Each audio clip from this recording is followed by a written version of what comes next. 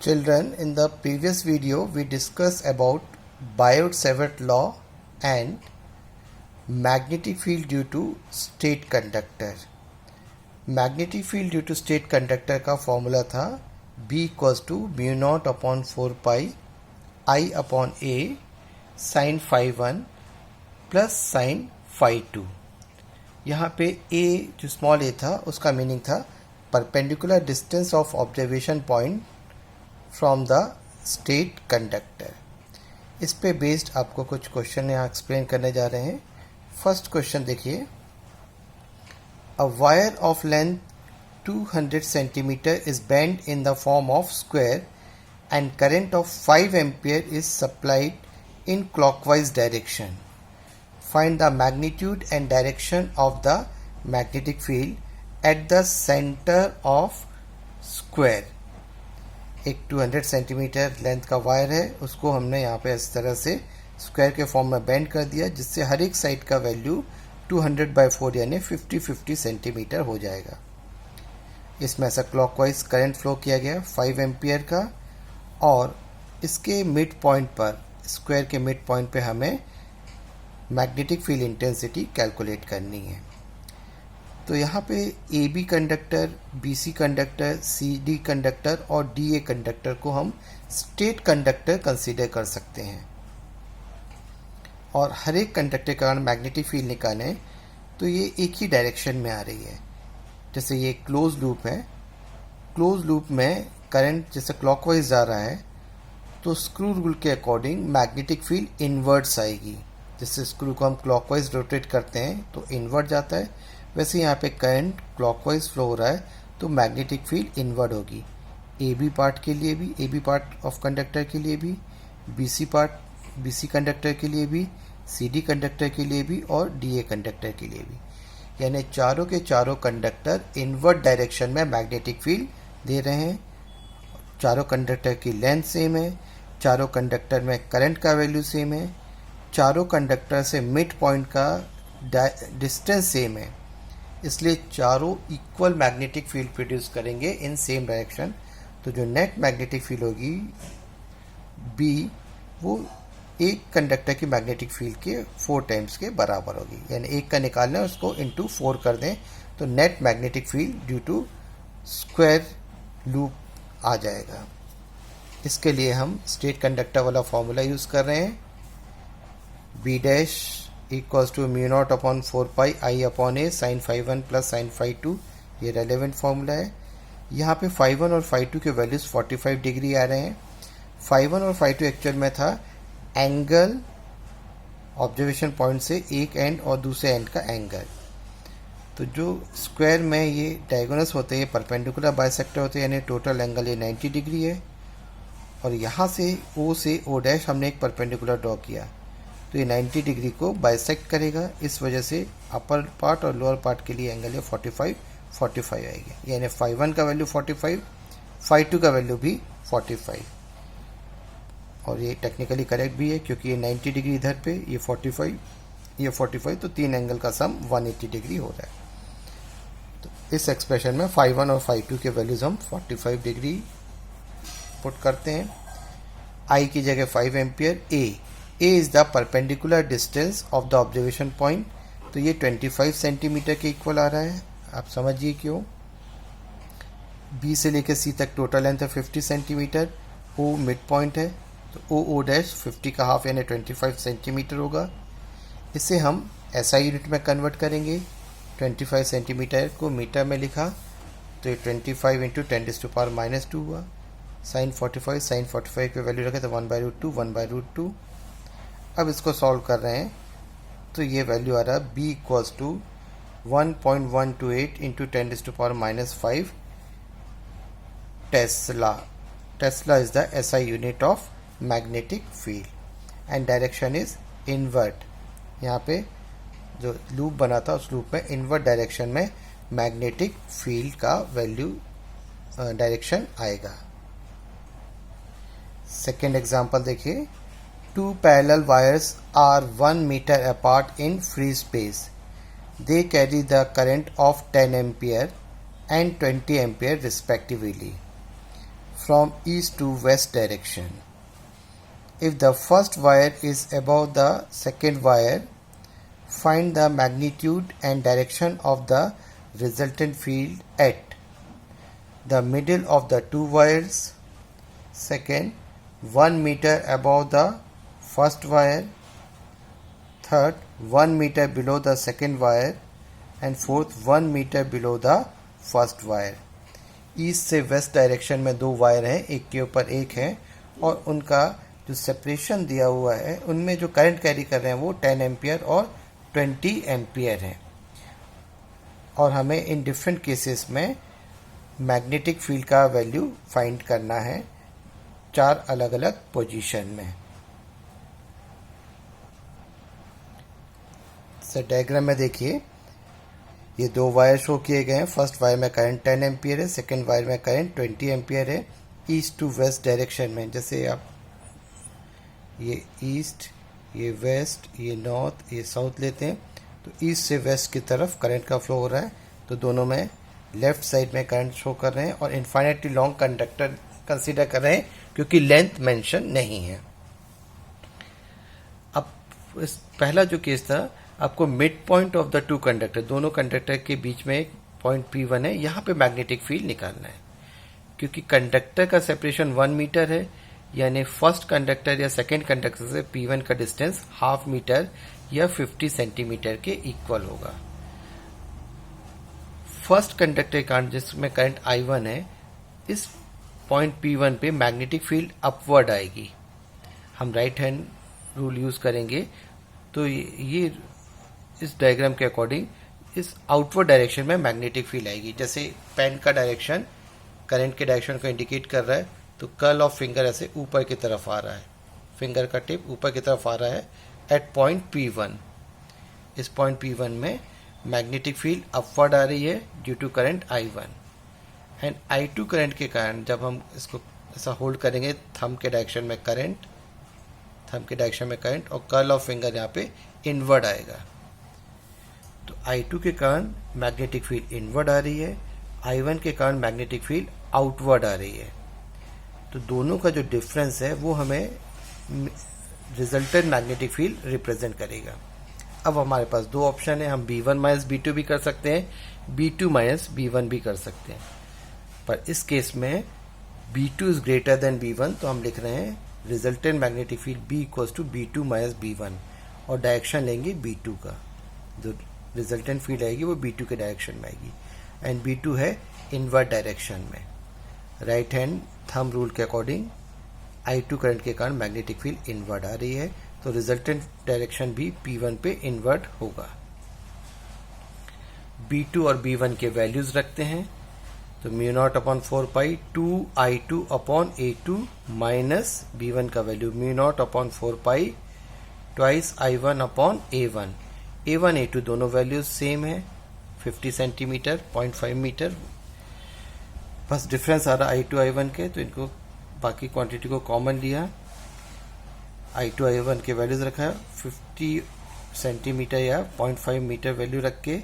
इसे जब हम सॉल्व कर रहे हैं तो मिड पॉइंट पे मैग्नेटिक फील्ड का वैल्यू होगा 4 into 10⁻⁻6 tesla in inward direction. अब सेकंड जो केस हमें कंसीडर करना था, 1 metre above the first wire के 1 मीटर ऊपर कितना मैग्नेटिक फील्ड है. डायग्राम में देखिए, ये फर्स्ट वायर है, इससे 1 मीटर ऊपर में ये डिस्टेंस 1 मीटर हो गया.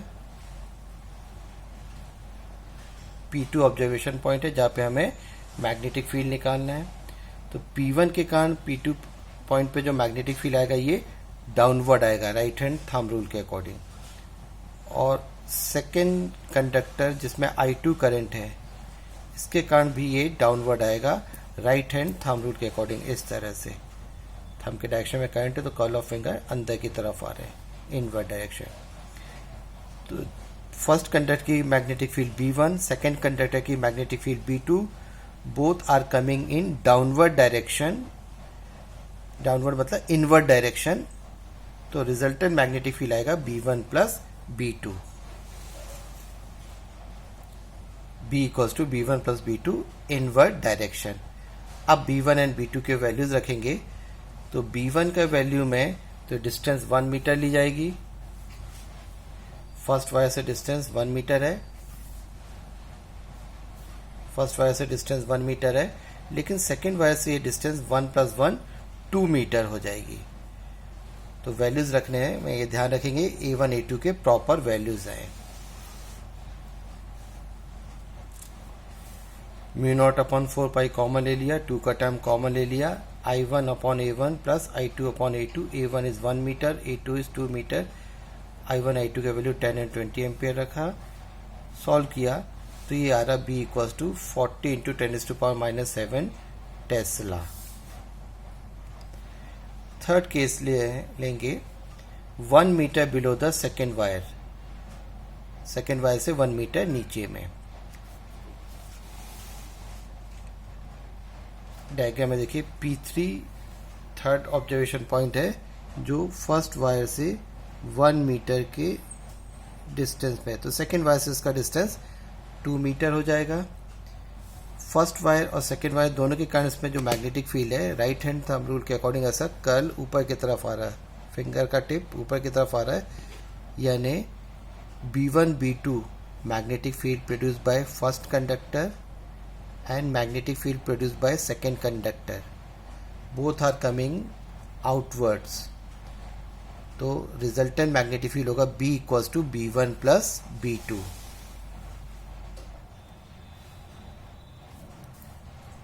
B1 plus B2 direction outward, इनके वैल्यूज रख दिए। तो फर्स्ट कंडक्टर के लिए डिस्टेंस 2 मीटर और सेकेंड कंडक्टर के लिए डिस्टेंस 1 मीटर है, इनको प्रॉपर रख के सॉल्व किया तो B आ रहा है 50 इंटू 10⁻⁻7 टेस्ला और डायरेक्शन है आउटवर्ड। अब एक लास्ट केस बचा है जिसमें मैग्नेटिक फील्ड निकालना 1 metre below the first wire के 1 मीटर नीचे। अगर हम ये फर्स्ट वायर लें और उससे 1 मीटर नीचे लें तो ये वाला ऑब्जर्वेशन पॉइंट आ जाएगा। यहाँ पे जब हम मैग्नेटिक फील्ड निकालेंगे P4 पर, तो सेकेंड कंडक्टर के कारण कोई मैग्नेटिक फील्ड नहीं होगी, केवल और केवल फर्स्ट कंडक्टर के कारण मैग्नेटिक फील्ड होगी।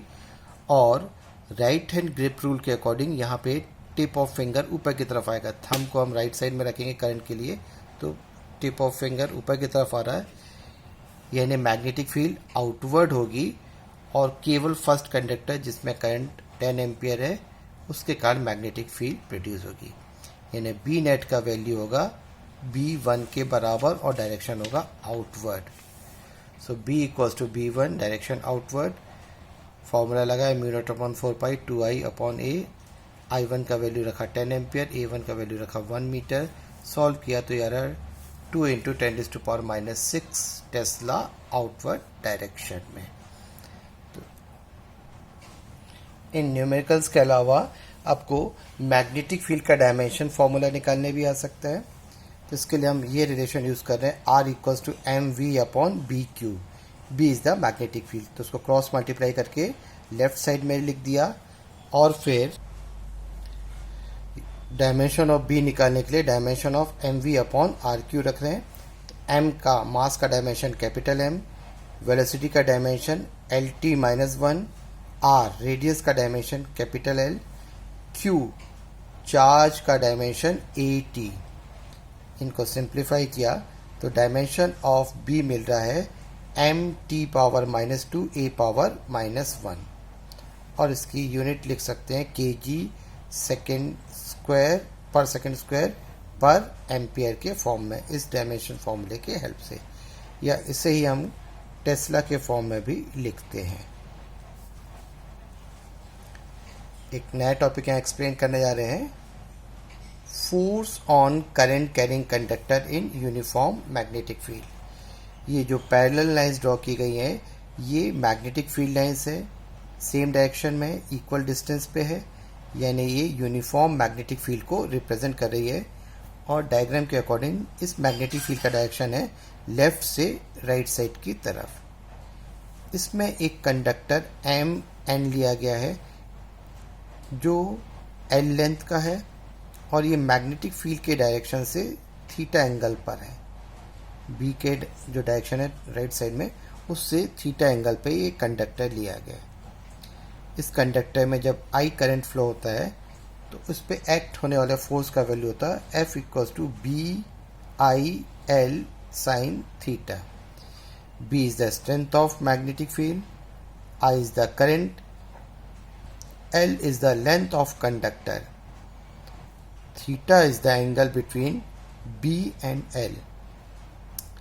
तो जब B और L के बीच थीटा 90 डिग्री अगर होगा तो फोर्स का वैल्यू मैक्सिमम होगा, और यदि थीटा का वैल्यू 0 या 180 डिग्री है, थीटा 0 या थीटा 180 है, तो साइन थीटा 0 होगा दोनों केस में, और फोर्स का वैल्यू भी 0 होगा। यानी कंडक्टर अगर मैग्नेटिक फील्ड के पैरेलल हो तो उस पर कोई फोर्स एक्ट नहीं करेगा, और कंडक्टर मैग्नेटिक फील्ड के परपेंडिकुलर हो तो मैक्सिमम फोर्स एक्ट करेगा। इसके अलावा आपको जो 10th में Fleming's right hand rule left hand rule पढ़ाया था वो एक बार फिर यहाँ पे यूज़ में आएगा, तो उसको रिकॉल करें।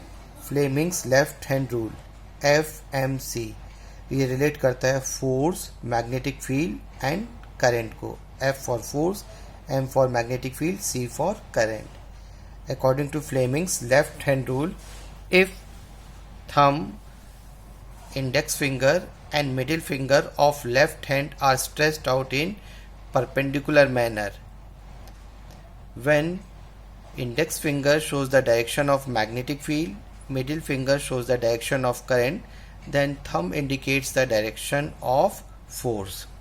अगर हम लेफ्ट हैंड के थंब, इंडेक्स फिंगर और मिडिल फिंगर को इस तरह से स्ट्रेच आउट करें कि वो म्यूचुअली परपेंडिकुलर हों, तो जब इंडेक्स फिंगर मैग्नेटिक फील्ड के डायरेक्शन को शो करता है, मिडिल फिंगर करंट के डायरेक्शन को शो करता है, तो थंब मैग्नेटिक फील्ड के फोर्स के डायरेक्शन को इंडिकेट करेगा, F यानी force. F stand for force, FMC। So force का डायरेक्शन फाइंड करने के लिए हम लोग Fleming's left hand rule use करते हैं।